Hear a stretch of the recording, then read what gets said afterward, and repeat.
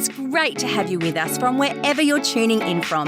For more information about Elevate Church or to contact us, head to our website elevatechurch.me and take us wherever you go by downloading our Elevate Church AU app. We hope this message inspires and helps you to take your next steps in your journey. Good morning, everybody. How are we today? It's a long weekend for some people, but here we are. Great. Hey, first week of the month, we like to actually just celebrate what God's doing to allow us in our digital space to affect and digital impact to affect people around the world. So just I'd like to remind people, the thing is, God has always used new technology for His plans and His purposes, going right back, for example, to the Romans. The Romans build this unprecedented network of roads and shipping routes, and God's like, well, thank you, Romans. Now we'll get the gospel out. The early church got the gospel out around the known parts of the world using the infrastructure that the Romans had brought about. The printing press, the first book that was printed when the printing press was invented was the Bible. Up to that point, the Bible had to be hand transcribed. And there wasn't many copies floating around, if you know what I'm saying. So now it's 2025. We've got great digital resources. The world is increasingly digital first. And as the church, we take advantage of that and use that. So, of course, yes, we have our live experience. That's what we hear part of today. We also have our online experience, which is currently happening. Tom William Murphy is one of the faces of that. Although, just a little thing, if you want to go back last week, his face was put on the screens with my name on the bottom. So which one of us do you think got the upgrade? No, don't answer that. Don't answer that. My jawline and my hairline both improved dramatically that day. And then we also have our podcast. So we take the message that we preach here every Sunday. We broadcast that on all the major podcast platforms. And then we like to just give a shout out to the people that have contacted us. So during the last month, we've heard from Matthew, who leads a church in Liberia. Hello. And Cosmas, who leads a church in Kenya. And they were two of the people that just said, thanks for your resources. We're tuning in online, the podcast. And these people lead a church, and that's allowing them to be more effective in their leadership. So how about we welcome everybody joining us from our podcast today. Now, 2025, we've been celebrating this already the last couple of weeks. Elevate Church, we turned 75 years old. And no, I didn't launch the church 75 years ago. These people actually launched the church. They called themselves the Wayside Sunday School. And we don't even know if they intended to launch a church. I mean, what we've got here is kind of all we know about them. Some adults scooped up some kids, hopefully legally, and started teaching the Bible to them in a park somewhere in Rivervale. And so I sort of think, I wonder if we were able to ask them today, did you guys think it was going to become a church, first of all? And secondly, if you did you have any idea that what you started from scratch in 1950 would still be going in 2025 and talking about pioneering our next chapter? Of course, we don't know, but it's interesting thought experiment to play. So we've been talking about, in the beginning of this 75th birthday celebrations, I love my church. Thank you to the Wayside Sunday School for pioneering this from scratch 75 years ago. No building, no budget, no PA system, all the things that we think you have to have these days. Just like, we've got faith, we've got Bibles, let's get into it. So that's what they did, and we're grateful for them 75 years later. But 75 years later, it's our turn. And that's what we're declaring. It's our turn to pioneer the next chapter, to set things up for the next generation, to not just kind of sit around and go, oh, it's nice, thank you so much, this, that, and the other, but actually think about what it looks like to be a pioneer. Because again, we're not starting from scratch, and that's like, because we're not starting from scratch, it's tempting to just think, well, we've arrived. We've got air conditioning. We've got coffee. We nearly didn't have coffee. We got coffee today. And it's like, no. There's so much more that God wants us to do to build on everything that He's already set in motion. But when we talk about pioneers, we're really drawing a distinction between pioneers and settlers. Because pioneers and settlers, not only do they do things differently, first and foremost, they actually think about things differently. Like pioneering is actually a mindset before it's an action. Settling is actually a mindset before it's an action. So let me give you some examples. Pioneering, this is probably the obvious one, is about creating something new.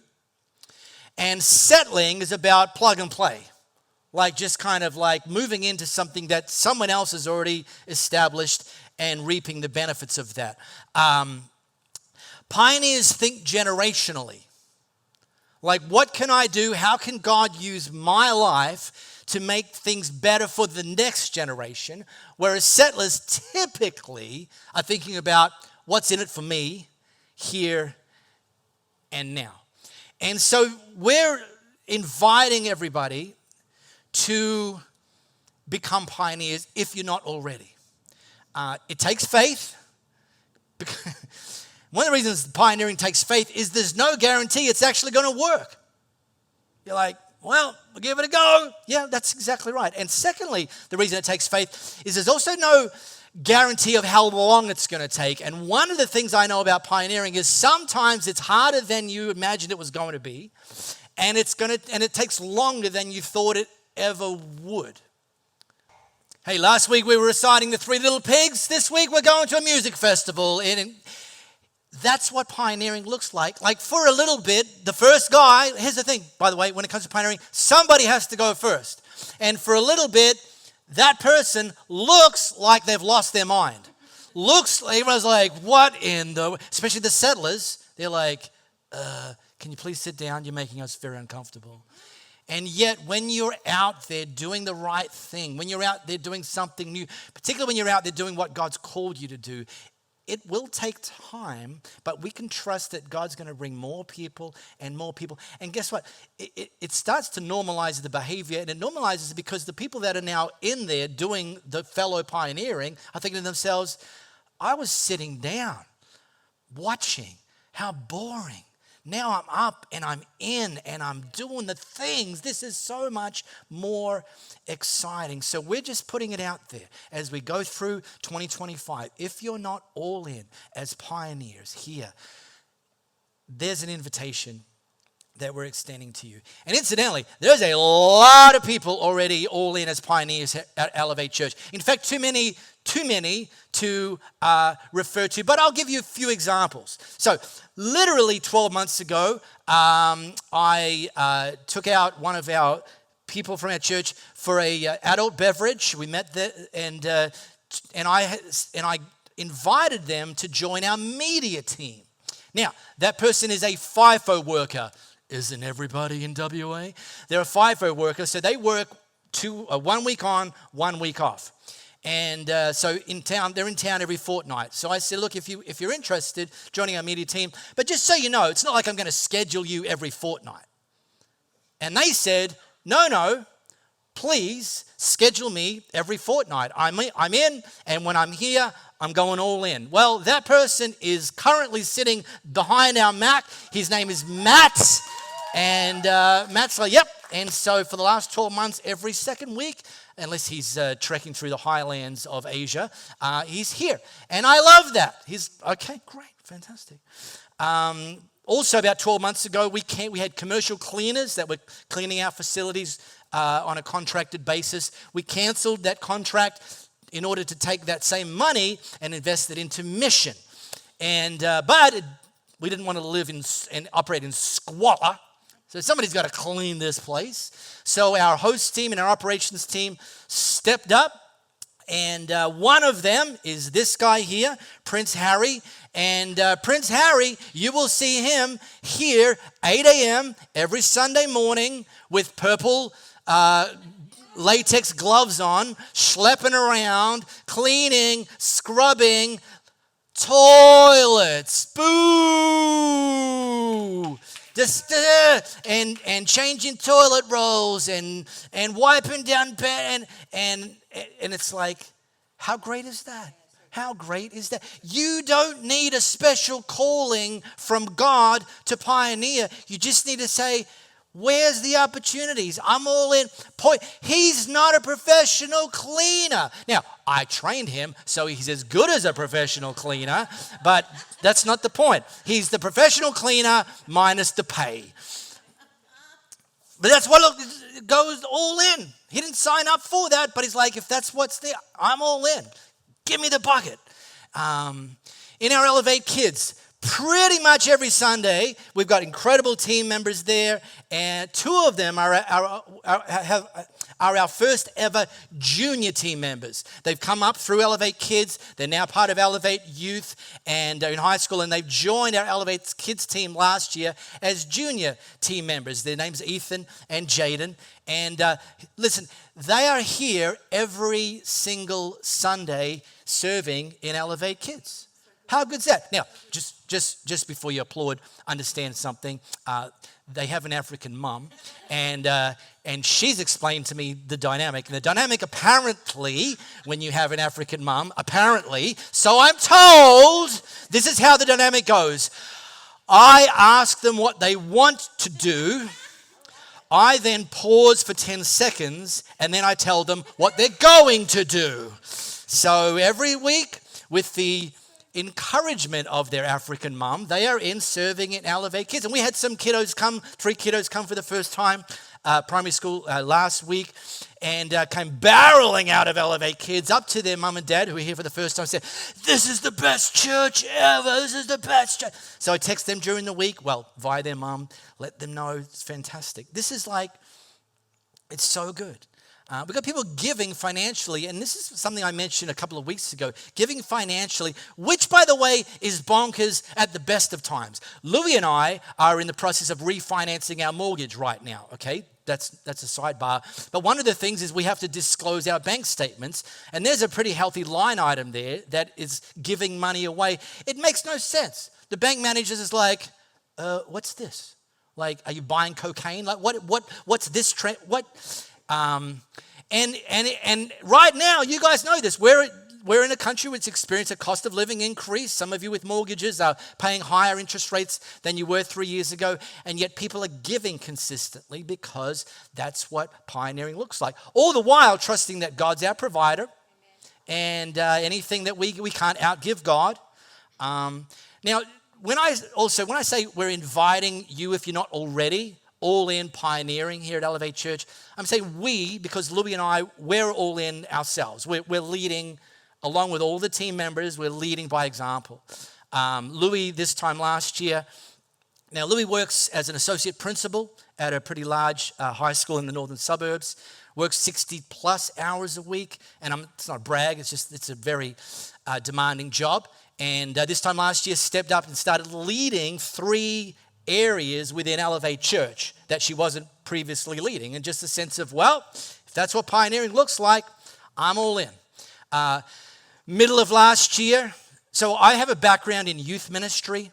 I retired officially from youth ministry when I could no longer keep up. That was something in my mid-30s. I was like, it's someone else's turn now. I'm going home to rest.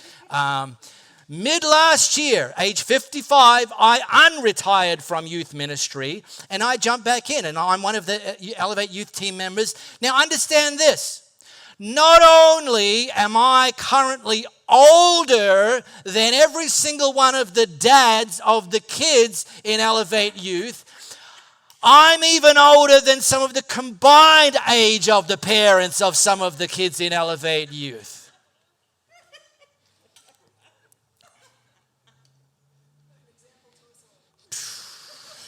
So the youth are looking at me like, you need some help there? They're surprised I'm still alive. But we're excited to do it. We're excited to do it. We're happy to be the shirtless guy with the short shorts on the hill, going first, leading by example, and trusting that God's going to continue to bring the increase. So we're inviting you all to come with us on this incredible adventure that is pioneering. Now, we've been taking example from the very, very original church pioneers, the people that Jesus said to them, hey, listen, go and make disciples and I'll build my church, which they were just a small band at the time. And had they not, incidentally, had they not taken up Jesus' invitation to go out and make disciples, actually the church would have lasted one generation, 30 years. And then, well, it was a nice idea while it lasted. But they didn't. They got busy. They pioneered. And so we're taking great inspiration from them. Thankfully, we have a record of some of the highlights of that group of early pioneers. It's in what we call the Book of Acts, or the Acts of the Apostles, which is kind of the highlight reel of the history of the early church. So if you've got the Bible app installed on your phone, you can scan this flow code. It's going to take you to chapter 2. We jumped into chapter 2 last week. Verse 42. I'm going to drop us into verse 43 today. Before I do, let me just ask a general question. Have you ever, or do you ever get those times in your life where, like, you just find yourself just like groaning in frustration? Like, So 2 weeks ago, here at the Hub, we call our facility the Hub. Here at the Hub, the internet stopped working. Now, in 2025, we're all pretty reliant on the internet, and it stopped working, and we didn't know why. So we kind of sussed it out. Our media team got into it. We figured it was something to do with the NBN connection, which is over there. Green light was not green. Okay, this is a problem. Well, one of our media team came in after their work day and spent 2 hours here on hold with our internet service provider. You know that feeling? You know, the song? They say, we won't keep you waiting for long, but here's some music to enjoy while you're waiting. And you're like, 2 hours later, he texts me, he's like, I'm out. I got to go home. I got to work tomorrow. I'm like, yeah, sure, I get it. So that was 2 hours of his life that he'll never get back. And I'm like, listen, I'll take up the slack tomorrow. Long story short, 7.5 hours of my time later, we finally got the internet back. But here's the thing. That's a combined 9.5 hours of our life we'll never get back. And during that entire time, this was the sound that our mind was making.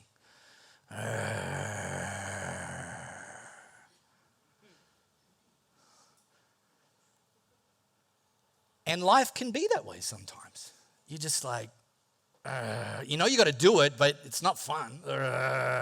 So I want to put it to you that God can use the church to actually lift our eyes above that and get some of our awe back, because awe was something that characterized the early church. Luke recorded this about the early church: a deep sense of awe came over them all.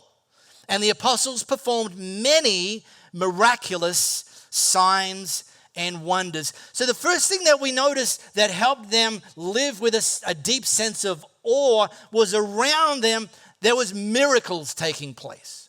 And every single time a miracle happened, their mind was blown. Right now we have an emoji for that. This is the emoji, the mind-blowing emoji. Does anybody use this? Does anybody use the mind-blowing? I use this all the time. Now, incidentally, this is my Apple Me-moji, which has less wrinkles and more hair than the real-life version of me, so I love it for that reason. But I send this one a lot, mind-blowing. And these early church people, their mind was being blown all the time by God doing miracles. I love living with my mind blowing. In fact, I'm going to blow your minds right now. Are you ready? Yes. All right, listen. Ready? Becky, you too. I know it's not a wig, but I'm just saying. Keep it lit. Keep it down. Okay, here's one. Did you know that you can see your nose at all times, but your brain chooses to block it out? Well, you don't believe me? Close one eye. Oh, there it is. It's been there all along. I mean, I got some real estate up around me, and I don't see it all day unless I close one eye. Mind blowing. Now, here's another one. Around our house, we have a disproportionately large number of conversations about spiders. And the tone is, hey, babe, said in Louisa's voice, because it's Louisa saying it, there's spiders everywhere. And there's not spiders everywhere. At the moment, I just put some insulation in a part of the house, and I didn't put the manhole cover back in. Sorry, Tommy. But anyway, you get what you pay for. I'm the contractor. So the manhole's open, and Louis notices that during the week, comes into me and goes, the manhole cover's open. Will spiders come in? I'm like, oh my God, what's with the spiders? Hasn't seen one. It's just like the fear that maybe one day there'll be a spider to be afraid of. Well, listen, did you know that spiders collectively eat nearly 1 trillion kilograms of other insects every year, which is more than the weight of the entire human population. So you got to know, but you got to think, without spiders, think of all the other things that would still be alive and crawling around the house. I love spiders. All right, okay. All right. Any Olympics fans? Olympics 2024 Paris Olympics. Yep, okay. Men's 100 meter sprint, the blue ribbon event, was won by Noah Lyles, US sprinter. Second place, silver medalist, was 0.005 seconds behind. Which you think, is that a lot? It's the time it takes for a honeybee to flap its wings once.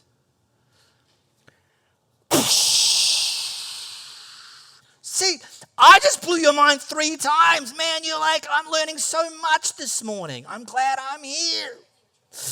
Well, the early church was having their minds blown by God doing miracles. Here's a few. Peter, a guy named Peter, he preached one message one time and 3,000 people made a decision to follow Jesus. Must have been a heck of a message. There was a crippled man presented to him as well. Peter, he prayed for the crippled man. The crippled man got up and started walking. Get this. Handkerchiefs, this one sounds nasty when you think about it. Handkerchiefs and aprons that Paul, one of the other early church leaders, had touched, handkerchiefs, it's a true story, were passed around, and when the handkerchiefs and the aprons touched sick people, they got healed. There was a guy named Eutychus. Please, if you're planning on having children, do not call them Eutychus. But Eutychus back then was a popular name apparently. A guy named Eutychus. He died. And Paul prayed for him. And he came back from the dead.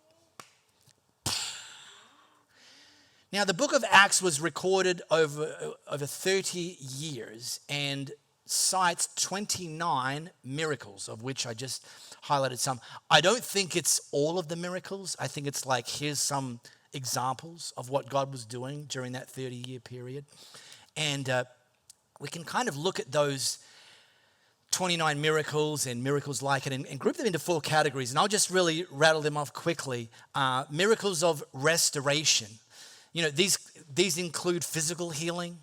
Incidentally, if you have our Elevate Church AU app, you can go to the stories section and you'll see some stories of people today who have experienced physical healing and restoration. You can scan the flow code, by the way, if you want to download that app. Restoration of relationships. You know, a few years ago, we had a guy come here, first Sunday here. I saw him, I went, introduced myself, said hello. First time here? Yep. What's the story? How'd you come to be here? Well, my wife and I have just separated, and she stayed at our previous church, and I've decided that I need to get out of her way, and Elevate was recommended to me. I said, okay.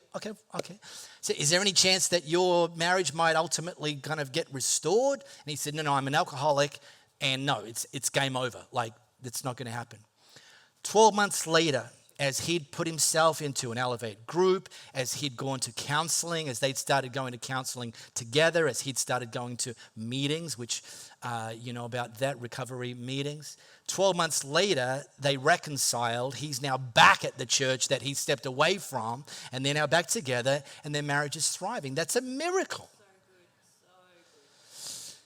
And most importantly, having our relationship with God restored. Now, miracles are provision. We think about finances, and yes, God does it. Doesn't mean when you get home there's going to be a brand new Mercedes parked in your driveway. There might be.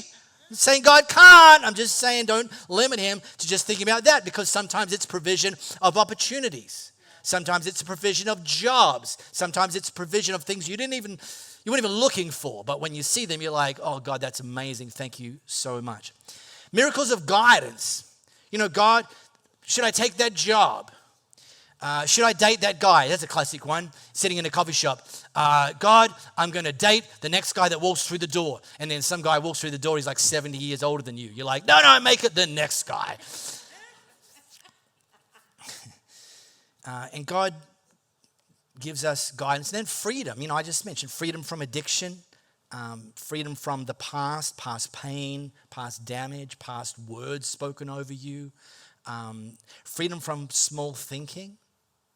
And then this one that actually gets overlooked a lot. How about freedom from generational dysfunction? Because how many times have you ever thought to yourself, well, my dad was like that. My granddad was like that. So it's obvious why I'm like... God can actually break generational dysfunction, and you can be the first generation in your family that actually charts a different and a better and a higher course in life. Well, God can make that possible because he's in the miracle business. And the early church knew that, and they expected that, and their minds were being blown, and they lived in awe. Because you actually see what you're looking for in life, you know that. And so when you believe and you know that God did, and will continue to do miracles, then we can be looking for them and actually be more likely to see them and have our minds blown. So the first is look out for God doing miracles. And then secondly, the thing the early church was known for was being a miracle for someone else. It wasn't just about God do a miracle for me. It's like God use my life to do a miracle for others. So here's how that's example of that, how that's recorded. All the believers met together in one place and shared everything they had. They sold their property and possessions and shared the money with those in need. They worshiped together in the temple each day, met in homes for the Lord's Supper, and shared their meals with great joy and generosity, all the while praising God and enjoying the goodwill of all the people. I don't have much time left, so I'm not going to drill into this, but I just want to probably help a few of you that are reading this and maybe feeling a little bit nervous right now because you read the bit at the top. They sold their property and possessions. Wait, what? What? So, Is this going all in for Jesus? You mean I've got to put my house on the market this weekend and then we sort of like throw it all together and buy a ranch up in the hills and go all... No, that's a Netflix documentary waiting to happen, okay? That just will not go well. And that's not what... They didn't sell all their property. Doesn't have that word in there. In fact, you can see the very fact that they met in homes and for the Lord's Supper, so they still had some homes. But what this signifies is a group of people that were willing to live with open hands. That if there's someone in my community, if there's someone in my sphere, if there's someone in this faith community that needs something, I'm going to say, God, how can I be someone that you use to be a miracle in their life? And if you're like, well, I don't have it, but I've got something. But if I sell that something, at least I maybe have some money and I can maybe give them some money or be generous in that way. That's literally living generously means living with an open hand, means living with a posture and a vision for being used by God to bless and affect and influence and be a miracle to other people. So very, very, very, very, so you good? We're not going Netflix documentary? No? Okay, good. All right. That was a relief. Whew. And here's literally, this is pretty old school. 3 areas that we can live open-handed with and to be used by God to be a miracle in the lives of other people. Our time, and some of you, like, you work 28 hours a day, and you're like, what? Time? I didn't even have time to go to the toilet. There's a promise baked into everything that God asks us to be generous with, and that's that he will actually provide for us. And I like to encourage people, when Jesus said, seek first the kingdom of God and his righteousness, and then all these other things will be added to you. One of the amazing things about being generous is it's actually a demonstration that we trust that God will meet our needs as we go about being used by him to meet other people's needs. So there's time, there's talents, each one of us has some gifts God's given us, and then there's treasure, and we've talked about that already. So these are all just things that the early church normalized, the early church gave an example of, and ultimately here we are, not just 75 years later, here we are 2,000 years later, where 2 billion people across our planet will meet together in all parts of the world, including countries where it's actually illegal to meet together, but they're going to do it at risk of their lives 2,000 years later. And so when we talk about going all in, incidentally, I'll finish with this. When we talk about going all in a Western culture, it doesn't mean what it means in some other cultures. It's like, okay. But we got to do what God's calling us to do. And that's pioneering the next chapter. So I just want to leave you with that. Next week, Steve Hall's going to come in, teach a one-off message, and then we're going to get back to this series. So be here for those weeks. And just open your heart and your mind, your life to what does it look like to go all in for this next chapter as Elevate Church in 2025. We really hope you got a lot out of this message. If you live in the Perth area, we'd love for you to join one of our live experiences. For times and directions, as well as information, head to our website, elevatechurch.me. For those of you beyond the Perth area, we'd love for you to connect with our online experience, which premieres every Sunday via YouTube and Facebook Live, and on demand immediately after. And to partner with us to reach more people by giving financially, head to our website, elevatechurch.me, and also download our Elevate Church AU app.